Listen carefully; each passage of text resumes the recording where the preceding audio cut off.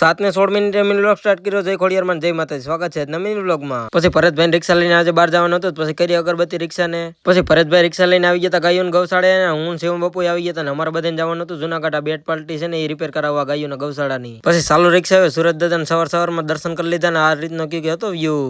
અને માણાવદર ને વંથલીની વચમાં હતું ડામર રોડ નું કામ ચાલુ અને થડકાવાળો રોડ પૂરો થઈ ગયો. પછી સડાવી ભરતભાઈ રાજકોટ વાળા હાઈવે પટ્ટી ઉપર ને પછી ડાયરેક્ટ આવી ગયો તો મધુરમ નો ગેટ. પછી આવી ગયા હતા અમે કાઢવામાં અને ભરતભાઈ ને અમે બધા આવી ગયા હતા કાઢવામાં એક પરમાર ની દુકાન ગોતી ને પછી અહીંયા અમારે બધા હાર્મોનિયમ છે ને ઢોલ રિપેર કરાવવાના હતા. બધા રિપેરિંગ કરાવ્યા. થોડી ઘણી વસ્તુ નવી લેવાની હતી એ બધું લઈ લીધું ને કામની વાહે છે ને પછી બ્લોગમાં ધ્યાન નતું દીધું. પછી જુનાગઢ ની બરાબર નીકળી ગયા ને એક દુકાને ઉભા રહીને પછી વેફર ને સેવડો ને એવું બધું નાસ્તો કર્યો કેમ કે આજે અમે બીજ રહ્યા હતા. અમે બધા નાસ્તો કરતા હતા ને અમારે આખું ને અમે એક કબૂતર ટીસી માં શોર્ટ થઈને મરી ગયો. પછી પાણકા નેઠળ દાટી દીધું. રિક્ષા લઈને બાટવા બાયપાસ પર પૂકી ગયા ને આવી ગયા કમલેશભાઈ ની દુકાને. મારે રેડિયમ માં નંબર લખાવવાનો હતો. પછી કમલેશભાઈ પાસે શાંતિપૂર્વક નંબર પણ લખાવી લીધા રેડિયમ વે.